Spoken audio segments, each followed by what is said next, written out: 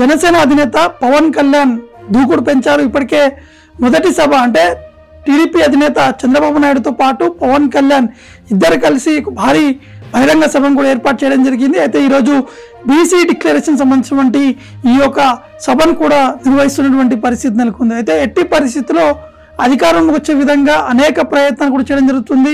అసంతృప్తిగా ఉన్నటువంటి నేతలతో కూడా ఈ రెండు పార్టీలకు సంబంధించినటువంటి అధినేతలు కూడా వారితోటి చర్చించి అధికారంలోకి వచ్చిన తర్వాత కావాల్సినటువంటి పదవులు కూడా కేటాయిస్తామని చెప్పేసి కూడా ఇటు పవన్ కళ్యాణ్తో పాటు చంద్రబాబు నాయుడు ఆ పార్టీలో ఉన్నటువంటి అసంతృప్తి నేతలకి బుజ్జగించుతున్నటువంటి పరిస్థితి నెలకొంది. అయితే ఈ బీసీ డిక్లరేషన్ సంబంధించినటువంటి సభలో మాత్రం ఇద్దరు నేతలు ఏకతాటిగా ఈ యొక్క సభను కూడా నిర్వహిస్తున్నటువంటి నేపథ్యంలో బీసీలకు సంబంధించినటువంటి సమస్య కావచ్చు, ఎక్కువగా బీసీ పైనే దృష్టి కూడా పెట్టినటువంటి నేపథ్యంలో ఈ బీసీ డిక్లరేషన్ సంబంధించినటువంటి ఒక కమిటీ కూడా ఏర్పాటు చేయడం జరిగింది. ఆ కమిటీ జిల్లాల వ్యాప్తంగా బీసీలో ఉన్నటువంటి నివాసం వద్దకు వెళ్ళి వారు ఉన్నటువంటి ఇబ్బందులు కావచ్చు, వారికి కావాల్సినటువంటి ప్రభుత్వం నుంచి కావాల్సినటువంటి పథకాలకు సంబంధించినటువంటి అంశాలపై కూడా వారిని అడిగి తెలుసుకున్న తర్వాత ఒక డీటెయిల్ రిపోర్ట్ కూడా తయారు చేయడం జరిగింది. అయితే ఆ బీసీ డిక్లరేషన్ సంబంధించినటువంటి అంశంలో ఈరోజు జరుగుతున్నటువంటి ఒక సభలో ఒక ప్రకటన కూడా చేసేటువంటి అవకాశం కనిపిస్తుంది. దాని తర్వాత ఎస్సీ ఎస్టీ సంబంధించినటువంటి డిక్లరేషన్ కూడా ఉండేటువంటి అవకాశం కనిపిస్తుంది. దీనికి సంబంధించినటువంటి ఒక కమిటీ కూడా ఏర్పాటు చేయడం జరిగింది. ఆ కమిటీలో ఇటు టీడీపీకి సంబంధించినటువంటి నేతలు, ఇటు జనసేన పార్టీకి సంబంధించినటువంటి నేతలు కూడా కమిటీలో చేర్చి వారికి సంబంధించినటువంటి సమస్యలకు సంబంధించినటువంటి అంశాలపై కూడా ఒక రిపోర్ట్ కూడా తయారు చేయడం జరుగుతుంది. ఎట్టి పరిస్థితిలో ఆంధ్రప్రదేశ్లో అంటే బీసీ డిక్లరేషన్ సంబంధించినటువంటి ఈ యొక్క సభ జరుగుతున్నటువంటి నేపథ్యంలో ఆంధ్రప్రదేశ్లో ఉన్నటువంటి నలుమూలలో ఉన్నటువంటి బీసీలకు సంబంధించినటువంటి వారందరూ కూడా పెద్ద ఎత్తున చేరుకోవాలని చెప్పేసి ఇప్పటికే రెండు పార్టీలకు సంబంధించినటువంటి నేతలు కూడా పిలుపునివ్వడం జరిగింది. ఇది ఒక అంశం. అయితే పవన్ కళ్యాణ్ దూకుడు సంబంధించినటువంటి విషయం చూసుకుంటే ఈ పొత్తులకు సంబంధించినటువంటి సీట్లు ఎప్పుడైతే ప్రకటించిన తర్వాత మొదటిగా ఒక సభను కూడా నిర్వహించడం జరిగింది. దాని తర్వాత బీసీ డిక్లరేషన్ సభ, దాని తర్వాత రేపు జనసేన అధినేత పవన్ కళ్యాణ్ ఢిల్లీ పర్యటన కూడా వెళ్ళబోతున్నట్టు కూడా తెలుస్తుంది.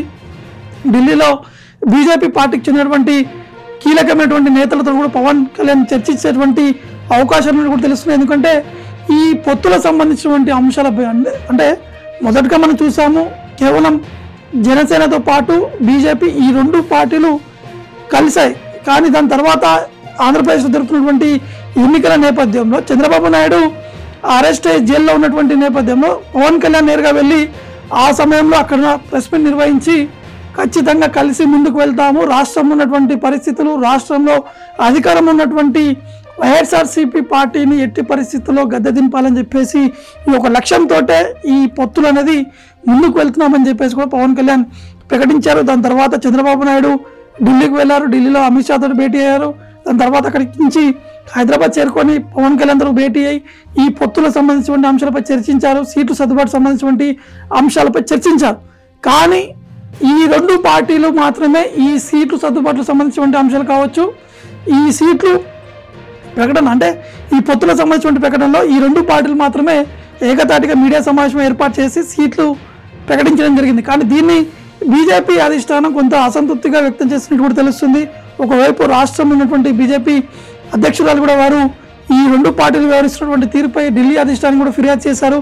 అందుకే బీజేపీ పొత్తుతోటి ముందుకు వెళ్ళాలా లేదా అనేది కొంత బీజేపీ క్వశ్చన్ మార్క్నే మారినట్టు కూడా తెలుస్తుంది. కాబట్టి ఇవన్నీ అంశాలపై క్లారిటీ తీసుకునేందుకు పవన్ కళ్యాణ్ ఢిల్లీకి వెళ్ళేటువంటి అవకాశాలు ఉన్నట్టు కూడా తెలుస్తుంది. ఆల్రెడీ పవన్ కళ్యాణ్ మొదటి జాబితా విడుదల చేశారు, రెండో జాబితా 10 మందితోటి ఈ యొక్క పేర్లను కూడా సిద్ధం చేయడం జరిగింది. ఢిల్లీ పర్యటన తర్వాత బీజేపీ తోటి క్లారిటీ వచ్చిన తర్వాతనే పవన్ కళ్యాణ్ ఈ 2-3 రోజులలో రెండో జాబితాను కూడా ప్రకటించేటువంటి అవకాశాలు ఉన్నట్టు కూడా తెలుస్తుంది. ఒకవేళ బీజేపీ కలిసి వస్తే ఓకే, కలిసి రాకపోతే మిగతా సీట్లు సంబంధించినటువంటి సర్దుబాటు కావచ్చు, ఆ సీట్లు సంబంధించినటువంటి అంశాలపై కూడా చంద్రబాబు నాయుడుతో పాటు పవన్ కళ్యాణ్ క్లారిటీ ఇచ్చేటువంటి అవకాశం కనిపిస్తుంది. ఒకవైపు బీజేపీ పొత్తుంటే కొంత కలిసి వస్తుందని చెప్పి భావిస్తున్నారు. కానీ ఈ రెండు పార్టీలు వ్యవహరిస్తున్నటువంటి తీరుపై కొంత అసంతృప్తిగానే ఉన్నట్టు కూడా తెలుస్తుంది. కానీ బీజేపీ కావాల్సింది ఏంటంటే లోక్సభ సంబంధించినటువంటి సీట్లు.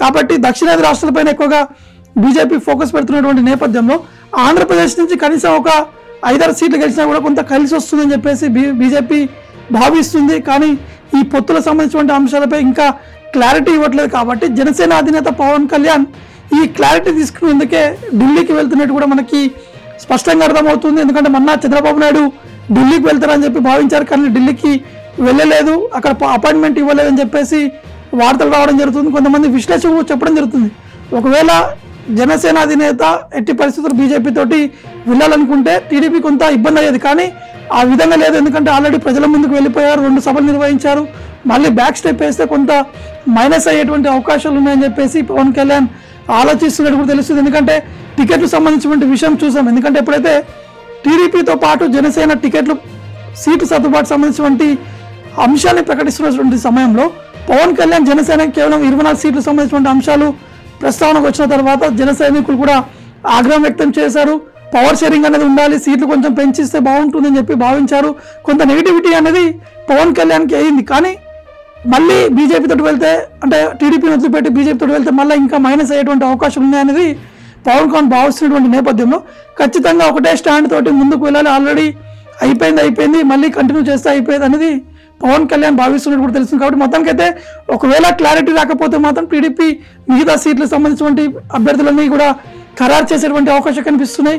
ఎందుకంటే పవన్ కళ్యాణ్ కేవలం కొంతమంది పేర్లు మాత్రం ప్రకటించారు, మిగతా ఎక్కడ ఏ సీట్లు అనేది ఇంకా ప్రకటించలేదు. వాటిపై కూడా పూర్తి స్థాయిలో ఒక క్లారిటీ అనేది వచ్చేటువంటి అవకాశం కనిపిస్తుంది. మేబీ ఈ 2 రోజుల్లోనే ఈ 10 మంది పేర్లను ప్రకటిస్తారు, మిగతా పేర్లను కూడా మరో వారంలోనే ప్రకటించేటువంటి అవకాశం కూడా ఉన్నట్టు కూడా తెలుస్తుంది. ఎందుకంటే ఈ పొత్తులకు సంబంధించినటువంటి క్లారిటీ లేకపోవడం వల్లనే పవన్ కళ్యాణ్ కొంత కన్ఫ్యూజన్గా ఉన్నట్టు కూడా తెలుస్తుంది. ఎందుకంటే పవన్ కళ్యాణ్ ఈ పొత్తులు కలుపుతున్నటువంటి సమయంలో ఒక అంశాన్ని కూడా ప్రస్తావించారు. అంటే ఈ పొత్తులు కలిపేందుకు అనేక ప్రయత్నాలు చేశాను, అనేక చివాట్లు పడ్డాను, అనేక ఇబ్బందులు పడ్డాను, కానీ రాష్ట్రం కోసం, రాష్ట్ర ప్రజల కోసం, రాష్ట్రం బాగుపడుతున్న అంశాలతోటే నేను ఈ పొత్తు కూటమిని కలిపి ముందుకు వెళ్ళాలని చెప్పి భావించాను, అంతే కానీ నాకు అధికారం కోసం నేను భావించలేదని చెప్పేసి కూడా పవన్ కళ్యాణ్ ఈ వ్యాఖ్యలను కూడా చేశారు. కాబట్టి చూడాల్సి ఉంటుంది, ఈ పొత్తు ముగ్గురు కలిసి ముందుకు వెళ్తారా, లేకపోతే ఇద్దరితోటే